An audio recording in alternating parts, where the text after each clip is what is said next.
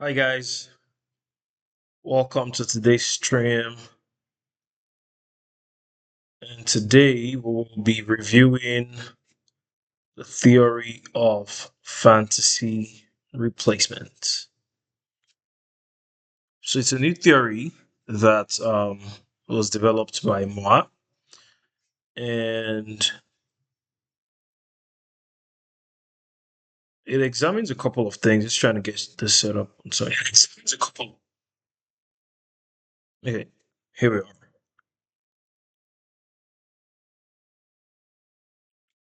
Yeah, so it examines a couple of things, and you can actually check out the full research on ResearchGate by following the link you see on the screen right there.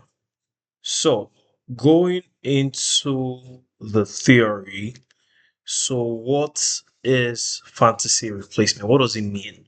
What are we talking about? So, when was the last time you changed your mind about something important? Maybe because someone showed you facts that contradicted what you believed. And most of us struggle to answer that question very honestly. And the reason we struggle is basically what this lecture is about. So we like to think that when people believe false or harmful things, the problem is that they lack information to make the right decision or choice. Even if you give them facts, and you think maybe if you give them the facts and then they will be up to date. But what if the problem is not the information at all? What if the issue is that for a significant portion of human psychological and social life, people are not primarily oriented towards reality, right? What if they are oriented towards something else entirely? Something that is serving functions that reality cannot even serve, and that no amount of factual correction is going to replace, right? Or displace. And that is the question that the theory of fantasy replacement is designed to answer. Why? Why do people do certain things? Why do people not understand certain things, even with all the overwhelming evidence in front of them? So going into the theory, so if you go into the research, you see the first part of the theory, why it is needed, background on it, and other information about it. So I'll give you a very brief overview, very brief background, and then go into the explanation of the theory. So there's a long tradition of critical thinkers who have noticed that there is a problem, and one of this critical thinkers is Baudrillard, that said that in modern society, representations of reality have replaced reality itself. So people like this idea of reality, but they don't want to live in that reality itself. And Zizek also said that ideology does not deceive us about reality, it structures the very terms through which we can perceive reality. Debord also said that lived experience has been displaced and its mediated image. Sorry, I think it's went off. And these are powerful and important. These are powerful and important ideas. But one thing they do not fully explain is why does this happen? Why do people want to live in this fantasy world? Why is it hard to change people's mind even with overwhelming evidence? Um, why does this happen to some other people rather than some others, right? Why does the same ideology grip one person and then leave the other person cold? Why does the same political fantasy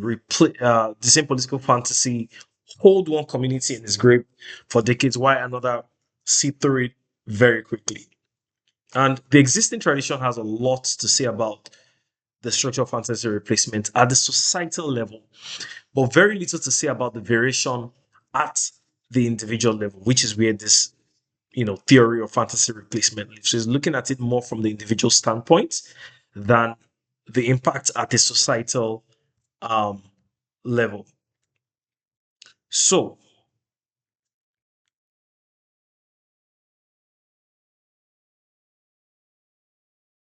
the theory of fantasy replacement um, proposes that fantasy, right? And I'm using that word technically, not to mean fiction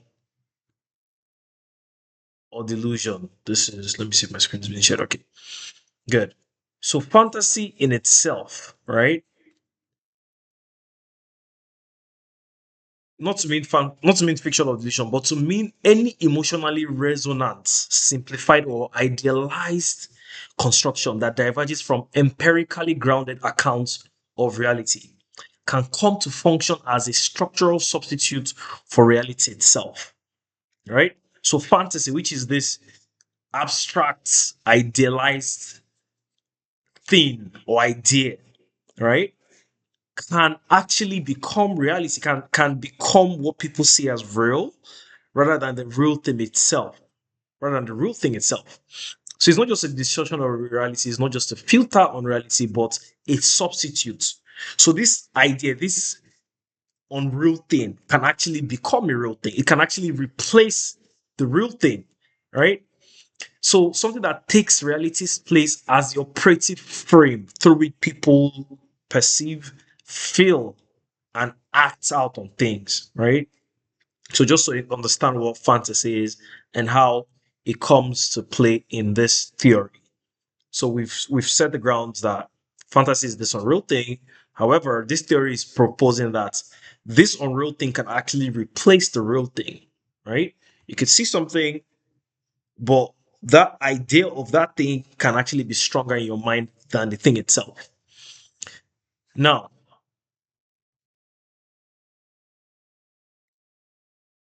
there's something called the intentionality spectrum. Now, here is the original contribution of the theory, and I want you to really sit with me on this one because it changes how you think about a lot of things. So, fantasy replacement is not one thing. It varies along what the theory, what we call the intentionality spectrum. So at one end of the spectrum, fantasy replacement is primarily self-generated. So it is created by you yourself. Like you develop this idea, this dream, this fantasy. So you are the one that actually creates it, right? So, and it could be because maybe reality is threatening or confusing or unbearable, and then you generate or adopt a fantasy construct that makes it manageable. So you create this idea that sort of makes it easy to bear the burden of reality. And that is the domain that psychoanalysis has always understood, maybe wish fulfillment, escapism through media or different ways or different activities, the idealization that protects us from what we cannot face, right? At the other end of the spectrum, right, is the external, is fantasy that is externally imposed. So now I've talked about the internal side of it, right? On one end, as you can see in the graph, one lives on one end of the spectrum, the other lives on the other end of the spectrum. So the first end of the spectrum is created by you from your mind based on what you experience, based on what you feel, your escapism, your wish, your ideas. Now, the other side of this spectrum is what is externally imposed. So it could be by state, a corporation, media, religious organizations, different external entities that can influence you, that can influence you internally.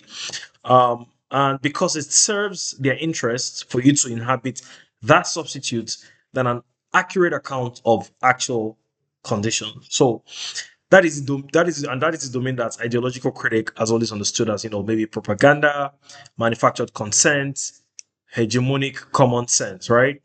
So to recap, fantasy replacement varies along what I am calling the intentionality spectrum. It is, which so the first side of it is the internal side of it, where you generate it maybe because you want to escape a reality, you're confused about something, that you're feeling pain. And then there's the external side of it, imposed by external entities, corporations, media institutions, religious organizations, and they do it to serve their own interests, right? That is basically the intentionality spectrum. So both of these poles matter because neither of them is where the most significant and durable fantasy replacement occurs. The most important zone is in the middle.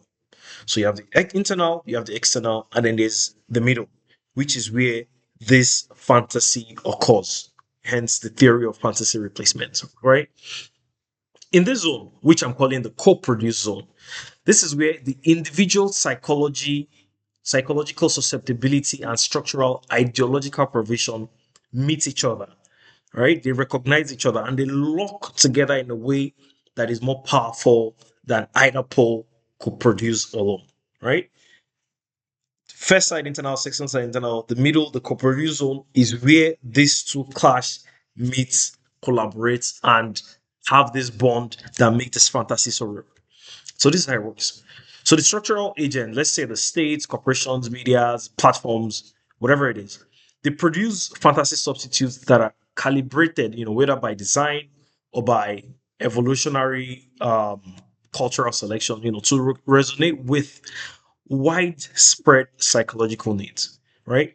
So it could be the need for belonging, the need for certainty, the need for a coherent story about who you are, why things are the way they are, and individuals with relevant susceptibilities encounter these constructs and adopt them with a level of investment that go well beyond rational evaluation, right? So what that means is that when you have these personal issues and then these external bodies have certain goals they want to achieve, so they project certain things, right?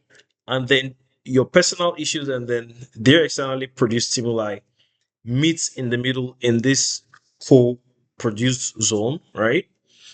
um and it could be your need for belonging, your need for clarity, or the need to understand who you are. There's a chance that you could be susceptible to whatever message is being produced. Hence, you can fall under, your reality can be replaced by a fantasy. So once that lock occurs, the fantasy replacement becomes self reinforcing, right? The individual's your psychological investment sustains their commitment to the fantasy, even when there's evidence that contradicts it, right? Even when there's an evidence that there's evidence that what they're saying does not make sense, right? It does not work. But because you already have you're on the internal, you're on the other side of the spectrum, and then you already met them in the middle, it becomes strong and reinforcing because you can relate, or you choose to adopt that externally produced stimuli and make it your reality, right? And the structural provision of the fantasy continues to supply social validation, institutional reinforcement, cognitive scaffolding, and neither side needs the other to consciously coordinate. The system maintains itself, right? Because there's that psychological investment into that fantasy that is being carried or embodied, right? Even when there's evidence that contradicts it. So this is why simply providing accurate information does not work, and you're not dealing with a knowledge deficit.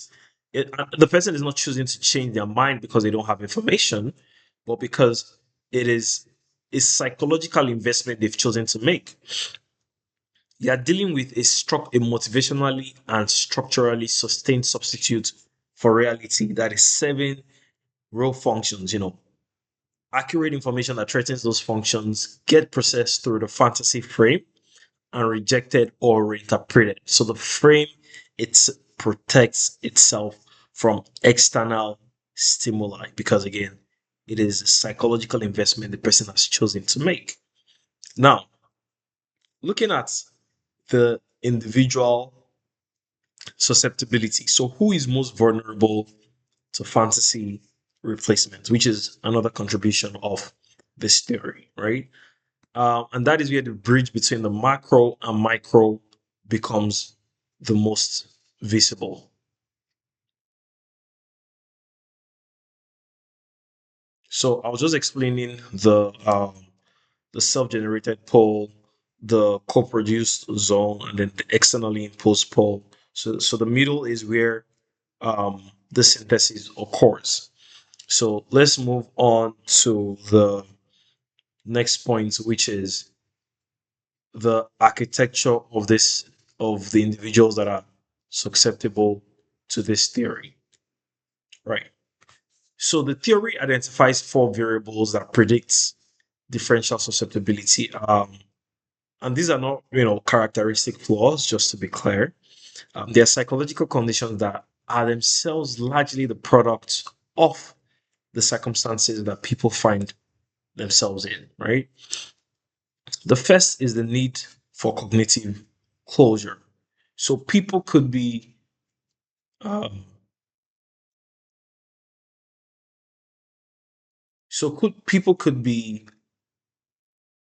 people could have higher psychological need for definite, certain, unambiguous answers, right?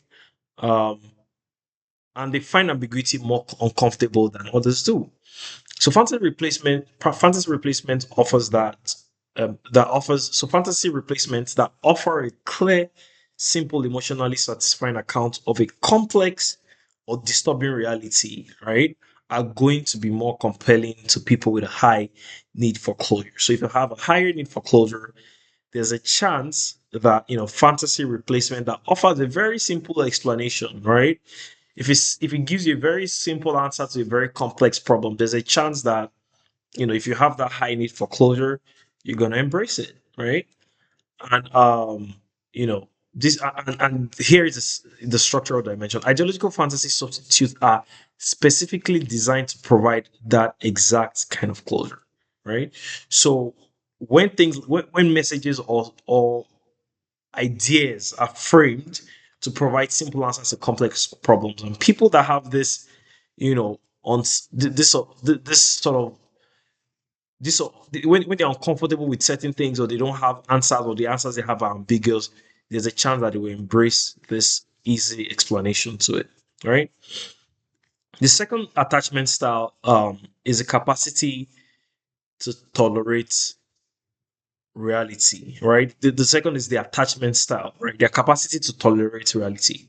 So with all of its uncertainty and disappointments is partly a function of whether you developed early in life. Maybe you developed a secure base early in life.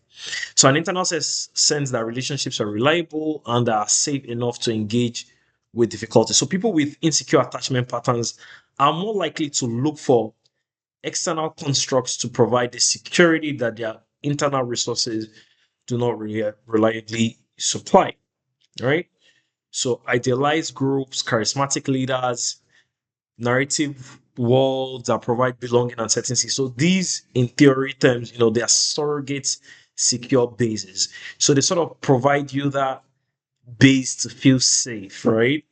Maybe because of uncertainty, disappointment, or maybe the issues that people had developing in life, right? Or maybe internal sense of relationship that they didn't have. So, and they now have this insecure attachment patterns, right? So they are more likely to look for external constructs to provide that security that they need. And some examples I give are like idealized groups, charismatic leaders. Those people will look for those surrogate bases in fantasy replacement. The third is trauma history. So if there have been a history of trauma, right?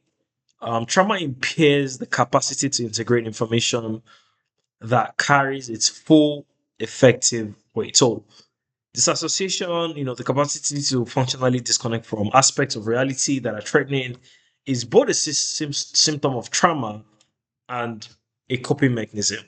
So for individuals with significant trauma histories, the psychological infrastructure for inhabiting a constructed alternative to reality is already established and practiced, right? So that makes fantasy replacements more available and more compelling. And then the fourth is existential anxiety.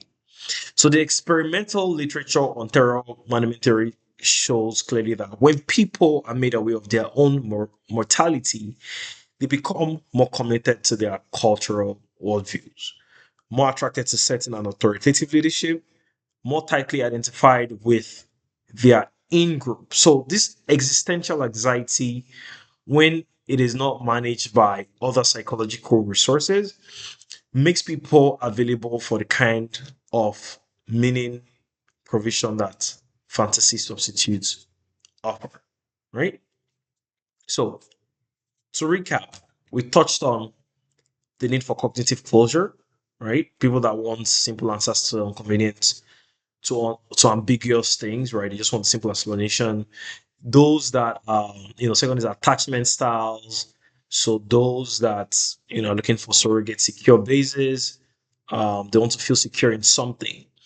Those that have been through trauma and they sort of have this disassociation, there's a higher chance that they might embrace or find fantasies more compelling.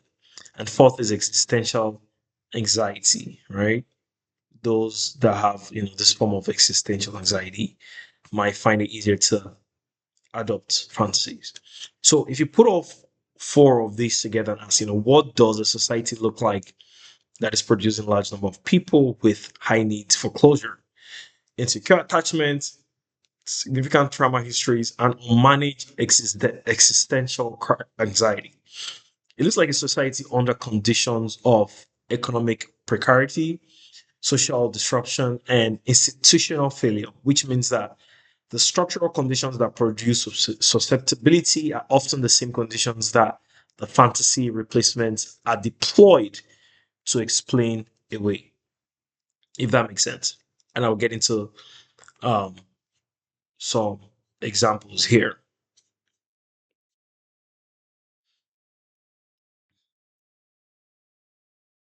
Okay, so just to put this into more context, as I explained, there's a structural provision, that provide that cognitive basis.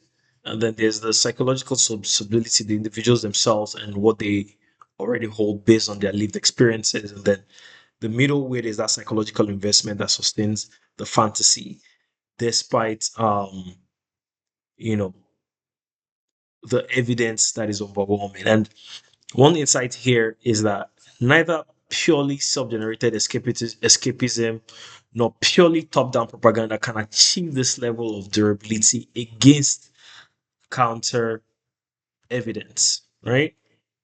And I'll give you one very cogent example. Is one of them is the American dream.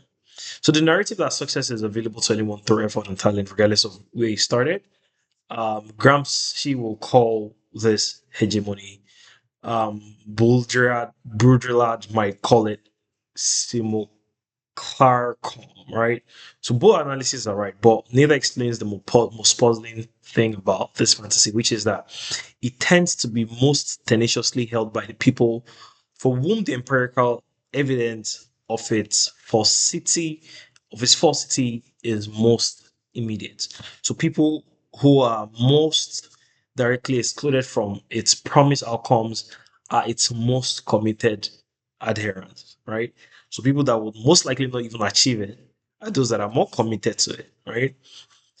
And the fantasy replacement theory that explains that this dream, like state, sits in the co-produced middle zone. It is structurally provided through media, education, political rhetoric, and advertising as a coherent, emotionally satisfying narrative that offers cognitive closure about the relationship between individual agency and social outcome, right? And it is adopted by individuals whose attachment histories have been made belonging conditional on achievement, right? Whose existential anxiety is managed through fantasies of future success, right?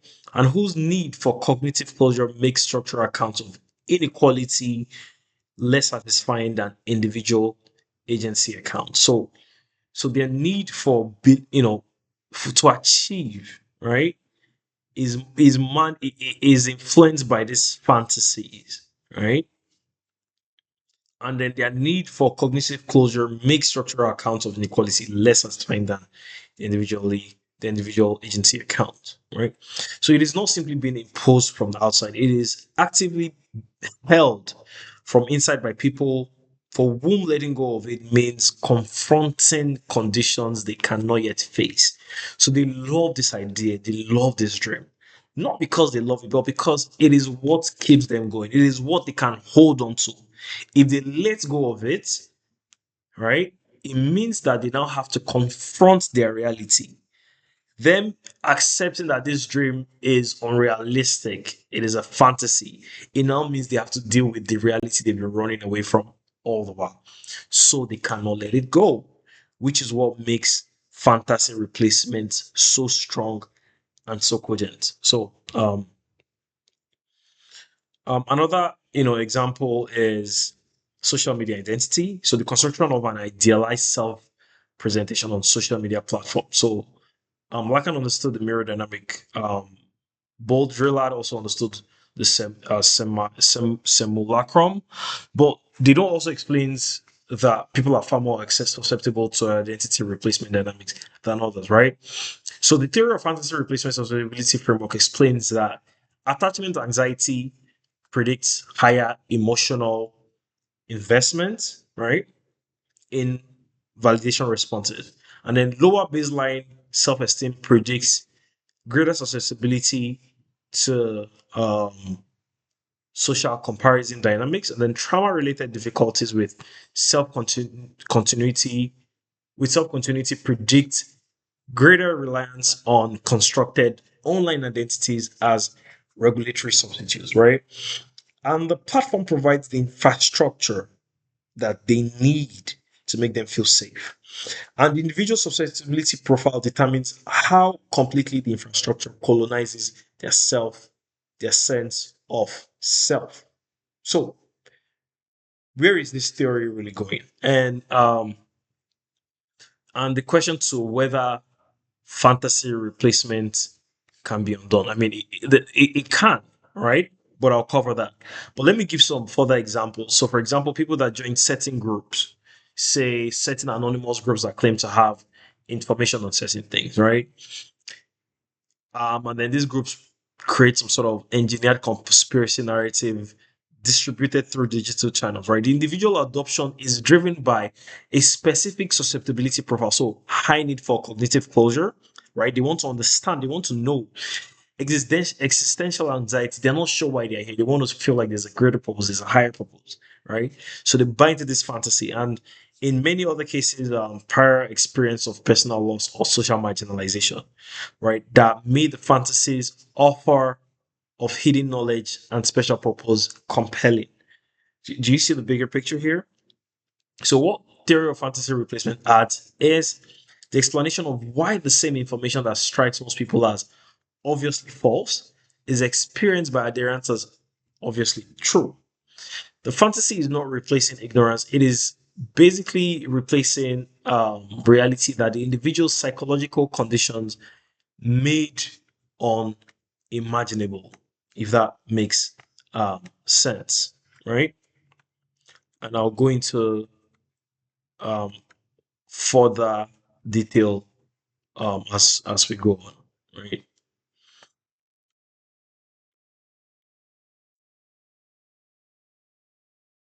So I just explained the American dream, you know, how people want to live in that, and also social media and identity, where individuals with lower baseline self esteem, high attachment anxiety, and trauma related self augmentation are disproportionately targeted, right?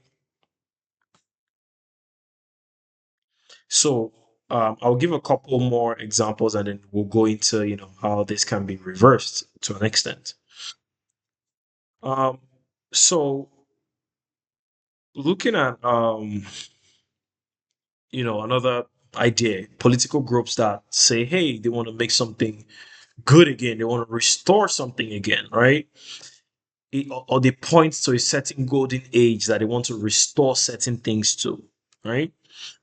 Which itself is a fantasy replacement, right? It's a simplified, idealized account of a past that never really existed in the form that the fantasy presents it.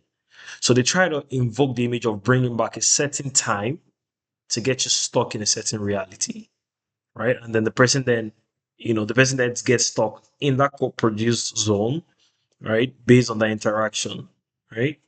Um, and this is also based on the individual susceptibility profile, right?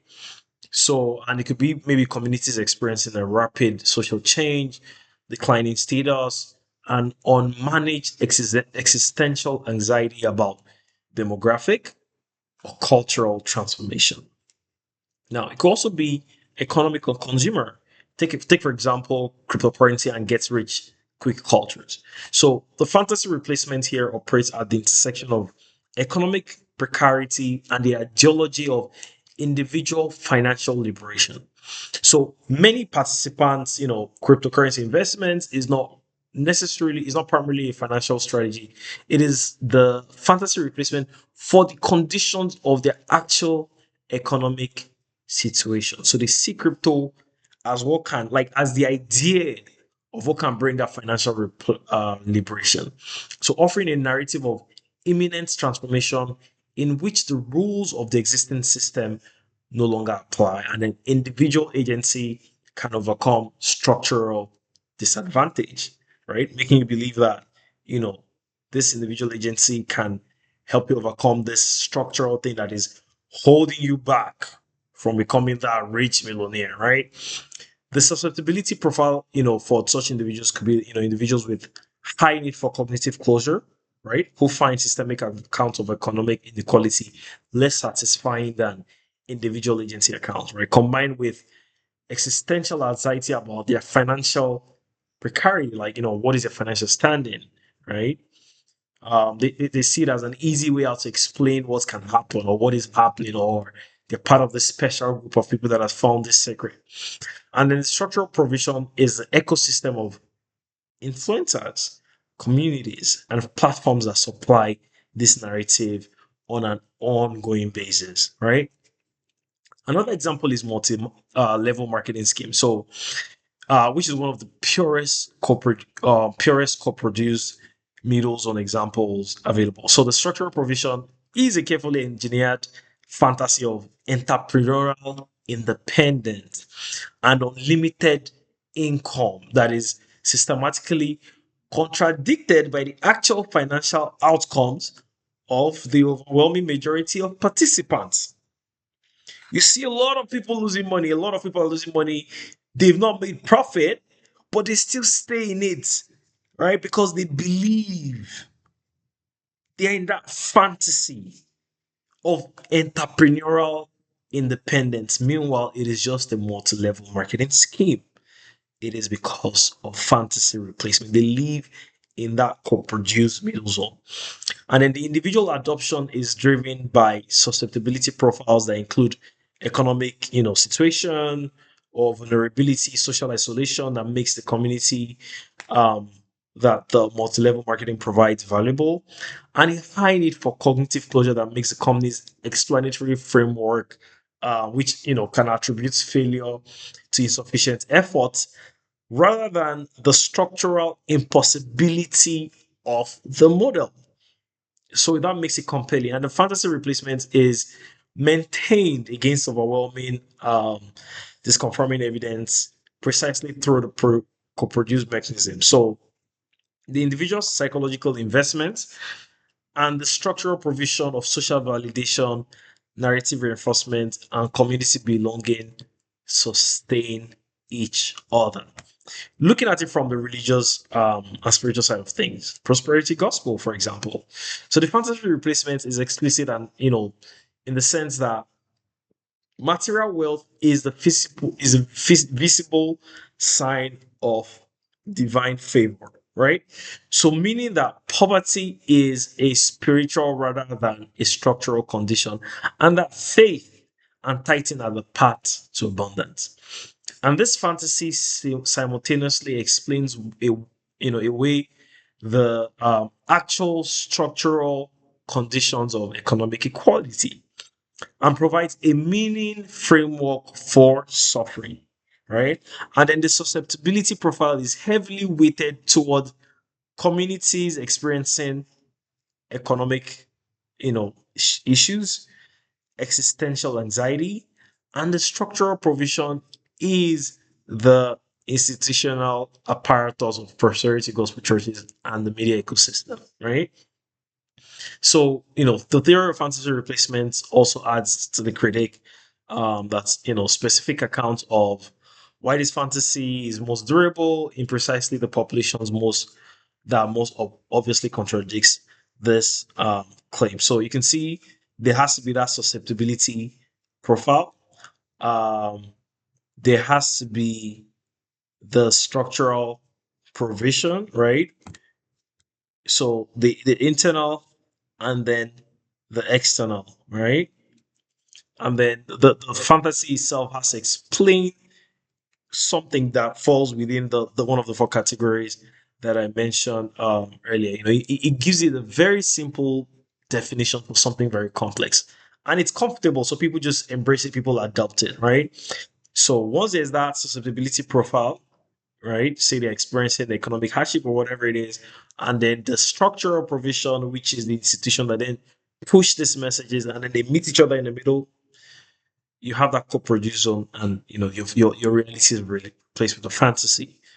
There are several other examples that we can cite, and the first paper, which is what I just reviewed, the first paper in a three part series of the theory of fantasy replacement, you know, does a good job in helping you understand and deconstructing what this thing really is, right? So, how then can this be reversed? Yes, it can be reversed. There are ways to go about it. But before I'll cover that more in depth in the subsequent um, papers. Um, but the theory's initial claim is that any genuine disubstitution requires simultaneous intervention at both the structural level and the psychological level. So you cannot address the psychological level without addressing the structural level. You have to address both at the same time. So change the structural provision without addressing the individual susceptibility, and the susceptibility finds another fantasy substitute. So you have to address the individual psychology without changing. So address the individual psychology without changing the structural provision, and the structural system continues to supply the fantasy, right?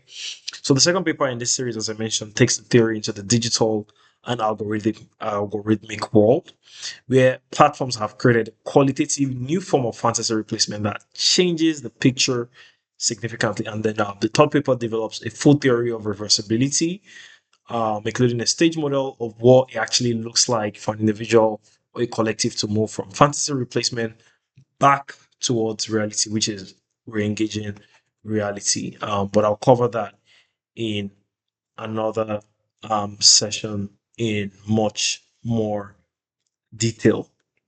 But to just go over some of them is like, media literacy and education, number one, debunking this informing, debunking this information with accurate facts, and then which is like the standard approach. But fantasy replacement is saying, recognize fantasy as a motivational condition, not just an information deficit. So you must address the emotional resonance of the structural provision. So you can say in the political sphere, there's a standard approach, treating it as a mass delusion. But fantasy replacement is saying, fantasy replacement theory is saying recognize that as a rational psychological response to a structural vulnerability, and then economic issues also trigger the exact existential anxieties this fantasies. So you have to address that as well. And then clinical society psychology standard approach says, treating the specific content of the patient's delusion. So fantasy replacement treat fantasy replacement saying treat fantasy as a structure, address the underlying roots of susceptibility, insecure attachment or resolve trauma or low tolerance for um, um, ambiguity, right? So in future sessions, we will go into how to reverse it, but it requires bridging the gap in practice, just as theory of fantasy replacement says. So, in conclusion, what I want to leave you with today is that the central orientation that this theory asks for is when you see people committed to a fantasy, when you see people committed to a fantasy substitute for reality, whether it is a political ideology, a consumer identity, in national mythology or even a media constructed worldview, the question the theory asks you to ask is not to ask is not why are these people so irrational. The question is what functions is this fantasy serving for them? Why are they adopting it? What does this fantasy do to them? Like, what does it help them with on an individual basis, right? What conditions of their psychological life and their structural situation made this substitute necessary and compelling? And what would have to change at both levels simultaneously? So, for reality re-engagement to be impossible, so at the individual level and at the structural level, so that they can come back to reality and stop engaging in these fantasies. And those are, you know, good questions to ask, right? And they are the right questions, right? And they are the ones this theory is designed to help us answer. So, in all, it's a great theory and is the most durable and most resistant to counter evidence. Where the cold produce middle zone dynamic is most fully um, operative, right? So I can't wait to share more with you in terms of how to bring people back to reality. And I hope you use this theory when you're trying to make sense of the world, when you're trying to understand why people do certain things, right? You have to understand, always ask yourself, what function is that fantasy serving for them? What conditions of their psychological life and their structural situation made this substitute necessary and compelling? And don't forget the four things we covered. Need for cognitive closure. They want a simple answer to something complex. Attachment style. They want that savior figure, or they want that, they maybe face uncertainty of the disappointment and they want that certainty that they look and then they look up to this person. Maybe even have a sort of parasocial relationship with that individual entity or idea, right? Third is the trauma history where there's this association, and then that can lead them to want to embrace something that they feel that they can see as a coping mechanism. And then the fourth is existential anxiety, when they are not sure, when there's a lot of anxiety about their existence, right? Or their current situation, they tend to hog this theory more. So thanks for listening and watching my full lecture on the theory of fantasy replacement. And I hope to cover the next. I hope you stay and tune in for the next part and the subsequent part as well, which will be the final part on how to bring people back to a state of re-engagement. Thank you very much. See you in the next one.